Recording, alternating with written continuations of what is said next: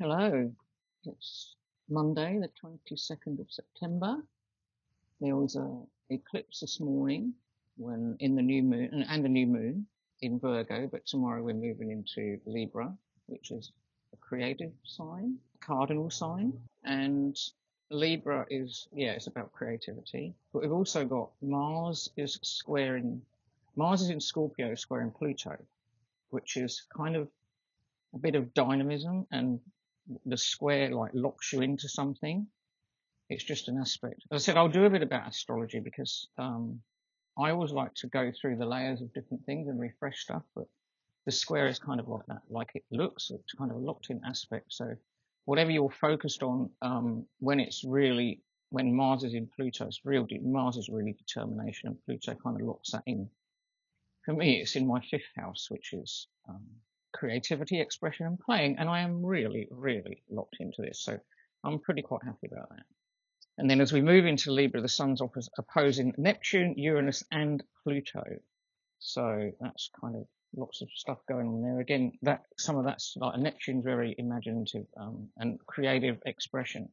Those things are going on, and also tomorrow is the equinox, of course, the autumn equinox in the north, and the spring equinox here. Blah, blah, blah. God, I'm a grunch. I'm a grouch. I'm a grinch. What do you call it? So what I thought I'd do, I might do another video later. I might just make this one and continue it. But because it's time to choose a new deck, I thought before I put this oracle deck away, I would draw a card and see if it helps me choose the decks for next week. So, we could do one for the tarot deck and one for the oracle deck. Okay, let's do it that way. Shall we let the oracle choose the tarot and the tarot choose the oracle? Although I don't really have many oracle decks, but we'll try it anyway. I've gone through my oracle decks and I'm on the second round. I did find a couple that I haven't used. One was a moon one. And I think I've got a saltwater oracle. That might be good because we went to the sea. Yeah, okay, we'll use a saltwater oracle. So oracle decided. Let's see what tarot deck we're going to use out of the list of ones unused. Because, I'm so looking, well, at the end of this year, that's it, I can use what decks I like. There's that Pluto, Mars, square, determination and focus. Once you've said you'll do it kind of thing. So, 1, 2, 3. Now, I'm not going to do the counting thing. That's for the daily draw. So how shall we do this? How shall I choose a card? Well, it's the third. Is it the third week of the fourth week of the challenge? So we'll go 1, 2, 3. We've got the ring. Now, I actually have a deck that I haven't used in this challenge. Unbelievably, so it's the Lord of the Rings deck. So that's pretty amazing because I've got the Dark Crystal deck from Jim Henson's film. So the artist who illustrated the Dark Crystal deck and the Lord of the Rings deck that we're going to use this week is a Spanish artist. He's an engraver called Tomas Hijo, which is spelled Hijo. I don't know who wrote the guidebook for the Lord of the Rings. I haven't really looked it because I haven't actually used that deck. I think because I had the Hobbit Tarot and I really didn't like it. That's what we're going to do for this week. We're going to use the Saltwater Oracle cards, and I think they are by a Southern Hemisphere artist. I'm pretty sure they are. I haven't seen them for a while, so I've got to dig them out. And my Lord of the Rings deck by Tomas Hijo. So we will be back to do our draw later on. And I'm going to clean up this desk and change the cloth and, yeah, do that, all that jazz. And I was looking at what we got last week. So the card of the month for September is the Empress. And I think that Empress nurturing energy has really kind of been hugging me through this challenge. And I think you guys represent the Empress to me. So thank you. Hello. I thought I was going to catch the last of the daylight, but it's pretty much gone. I made a little short video earlier when we chose the decks that we're going to use. We got the ring card from the Lunar Nomad Oracle, so I decided to use the Lord of the Rings Tarot, which I just love this artist. And I thought I hadn't used it before, but I obviously have because it's been shuffled and things. I think I got it when it came out, so it was only about 2 or 3 years ago. And then the Dark Crystal came out just after, and I got that one too, or maybe a year after. So I really like the artwork one. I think Dark Crystal cards are actually bigger. I bought this is a Lord of the Rings ring. that we got when the movies came out. My kids were absolutely obsessed with the Lord of the Rings. It's got engraving on the inside too. And so they all got a ring that Christmas. My firstborn actually got a real hobbit cloak that the Fellowship wore, exactly identical to the ones in the movies. Had it shipped all the way from Wellington in New Zealand to East Anglia in England, and then a few weeks later we brought it back again. We didn't know that was going to happen. So it returned home, and the day after we got here, we actually went to Hobbiton on the North Island, a place called Matamata. It was my second daughter's 10th birthday, and I wanted to do something special. So even though I'd been not slept for probably a week, and I'd been flying in planes and airports for 36 hours with 4 children, young children, and I was and then a long drive. I was completely exhausted, but I still did it. I hadn't slept because of the jet lag. So we're using the Lord of the Rings deck. So that's the Lord of the Rings deck. Oh, also I wanted to say that we loved Aragorn. We all did. Viggo, who played by Viggo Mortensen. He was like originally Strider when he was in the inn. And he wrote. I've got some of his books. He wrote a book about horses because he loved horses. He did photography and he wrote poetry. So there's a couple of his books here. This one's got some photographs from the sets of the Lord of the Rings and his poetry. And the other one is photography, but it's kind of a sort of dream state. I really like his work. And that one's called 45301, and it's just got like, oh look, there's an Apple sticker. Text and this kind of crazy stuff and blown up writing and poetry, all the stuff. I just love that style of artwork. So I have those.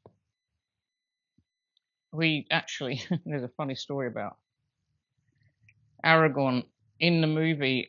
Because we were so obsessed, and my first 2 daughters loved him as well. I managed to get from the 2 life-size cutouts, and on Christmas Eve, I put them, like when you do the Father Christmas stockings, I put them at the end of their beds, and they woke up and saw them and kind of freaked out. We used to go to church back then, and they did on Easter Sunday, Christmas Day, they always did a thing where the kids took their presents in, and my kids used to serve at the altar, and it was a high Anglican church, and it was a very good, inclusive, lovely church actually. And when my kids, it was their turn, the priest, the father had gone out the back to do something. When he came back, we'd brought out the big life-size cutout of Aragorn, and it completely shocked him. I have photos somewhere. I'll see if I can find any. But that was a lovely Christmas. That was my last Christmas in the UK before I left. Well, I've had Christmases there since, but by going back. So there's the ring. We'll put that there so we don't lose it. And now the oracle deck I chose is the Saltwater reading cards by Laura Bowen. I definitely haven't used these before because I lost a deck for ages, and I spent time finding it today. Journey with the Messengers of the Sea. I chose this one because of the Queen of Cups and being at the sea stuff. So it's from Australia. Australia is a very large continent with very unique flora and fauna. We're blessed with many different environments within close range of each other. We have abundant oceans, crisp freshwater rivers and mountain streams, lush rainforests and arid sandy deserts. Each environment has its own rhythms and cycles that help sustain it. There is a lot to be learned from their adaptability, resilience and consistency. And then it talks about the saltwater environment, and deck will immerse you in a world of transformation and healing. So those are the saltwater cards. We'll get those out. I'll leave the book out too because we're probably going to need it. Maybe we'll do the oracle first for a change. Oh, these haven't been shuffled even, I don't think. But we'll have a go anyway. Right, we'll do a quick. So we're doing it the opposite way around. So we're going to have to count to 22, 2, 3.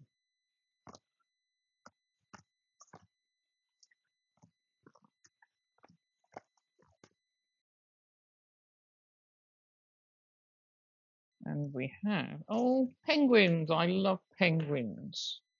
We have a native penguin in New Zealand, a little blue penguin. You see that card? I don't know if you can.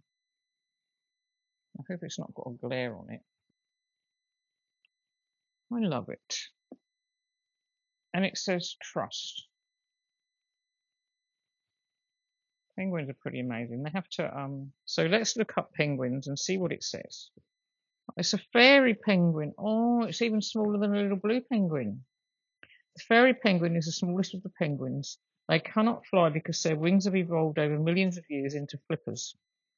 Millions of years. It's amazing, isn't it?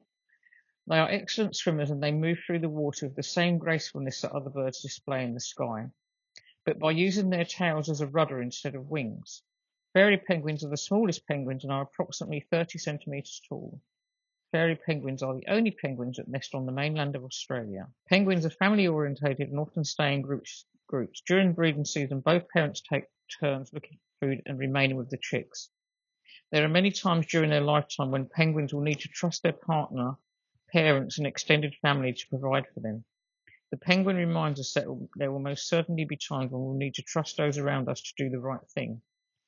Being vulnerable is something we will all feel at some stage. There will be some circumstances when you will need to rely on or confide in others whom you trust and who you know have the best intentions at heart. Trust is not about handing your power over to someone else to make decisions for you. It's about having people who love you and want to help you and support you in the choices you make. You trust them to be honest, open, and supportive of you, especially in times when you need someone who can provide a safe haven, somewhere you can rest and repair. The penguin is here today to ask you to look for a friend at this time that you can confide in, someone you can trust. That is lovely. Now, it's very true. The things it says about trust, not handing over power, because I think that is a common belief. People don't trust people. They don't tell people things. They don't want to hand over their power, or that's what they think they're doing, which obviously they're actually not doing that. If it's someone you really can trust, but being vulnerable is incredibly hard when you have to trust someone with everything. In fact, I don't even know if I've ever done that. I guess when you go on a plane, you trust the pilot, or maybe the computer today. Maybe that's why flying's so hard for me, because of trusting somebody to be in control. And it is about letting go of control. And there's different, like there's the control freak kind of control, but then there's control of, not being vulnerable and being able to like work, see what's going to happen to you and protect yourself. And so, and as we get older, trust is something that is just, we're going to need it more and more. We're going to have to rely on other people sometimes. I worked in care and it was just incredible, really, the trust that people have to give. So yeah, I think that's a brilliant card, the trust card, and being vulnerable. But if we're not vulnerable and we don't ever trust, we're never going to learn that we can trust. When we're babies and young children, trust is something that kind of goes without saying. It just is there. And then as we get older, we lose it. We get let down, we get betrayed, and we lose that trust. Sometimes in those that we trusted when we were younger, we have to be open to get it back again. You can't heal by being closed up. You've got to open up, find a way, sometimes just let go. Great card, I love that card. So we're going to take card 21 out of the Lord of the Rings deck, which is quite close to the 22 date. Oh, this deck's got a guidebook that's kind of like a big map. You have to unfold it and it's like, like that kind of thing. So it's a little bit of a pain, but nice at the same time. And the box is nice. The box is good. It's got a lift out little card and it's all cardboard. It hasn't got any nasty plastic.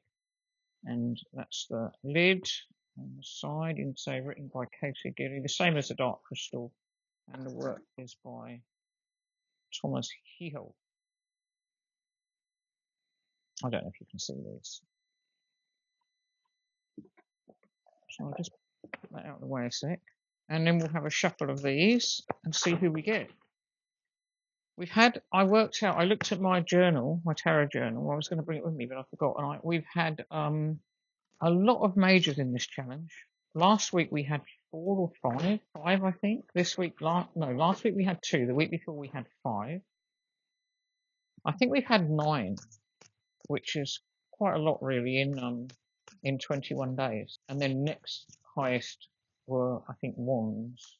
I think we had the Ace of Wands, the 2 of Wands, the 10 of Wands, the 6 of Wands, and possibly the 4 of Wands.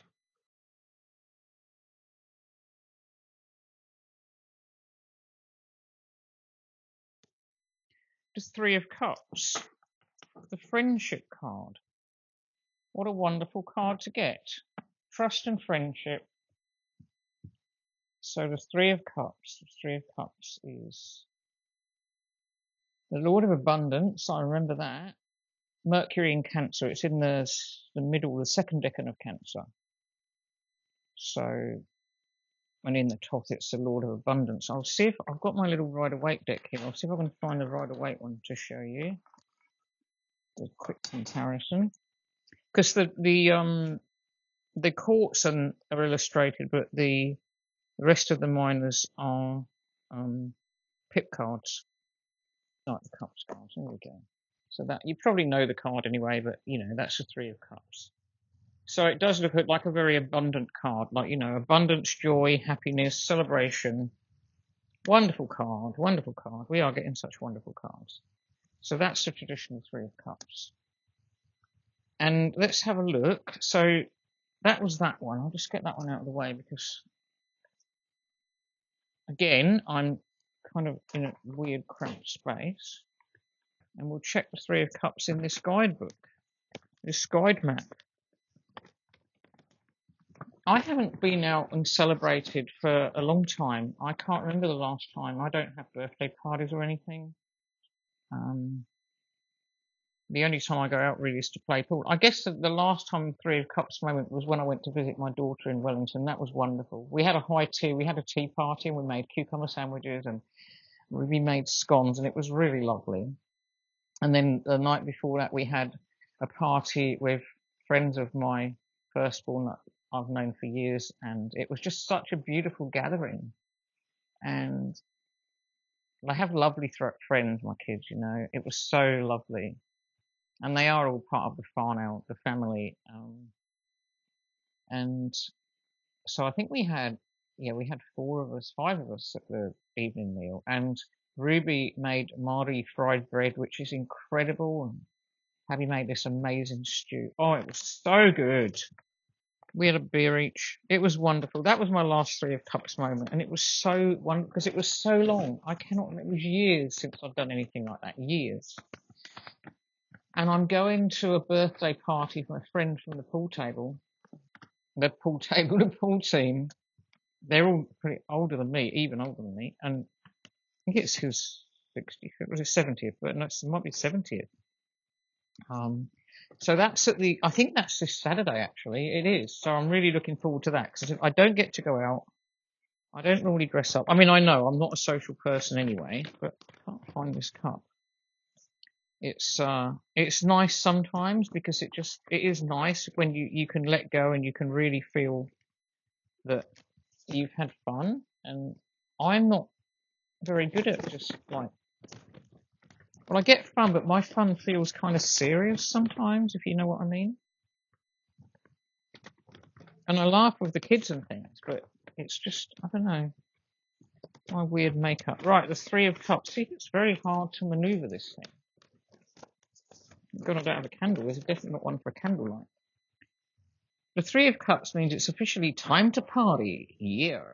Whether it's your 11th birthday or a gathering to simply celebrate friendship, you are being invited to partake in revelry. That's a nice word. Plan a vacation, organise a weekend away with your best friends, and don't forget to invite a wizard to set off the fireworks. Oh yes, this is an occasion of special magnificence. Well, now that is wonderful, and reversed in direct opposition, the reverse 3 of Cups is begging you to take some time for yourself.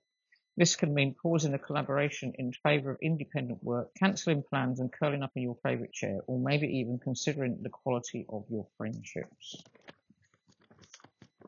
So, and I've just realised we should have actually used the Ostara Seasons of the Witch Oracle this week, because it's Ostara tomorrow, the spring equinox or the autumn equinox for you, but I'll use it next week because it's like, it is seasons are seasonal.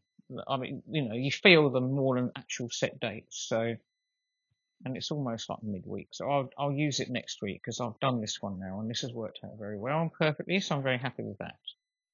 So I think I might leave it there. I really want to try and do some different kind of videos, and I want to work out my lighting. Everyone makes it look so easy, and for some reason I struggle. And I've been trying really hard to get it right. And I know I don't have all of the, I'm using house lights and things and window light. If it was daytime, it's fine. So I really do need to make more daytime light. I'm gonna love you and leave you, and thank you. Bye.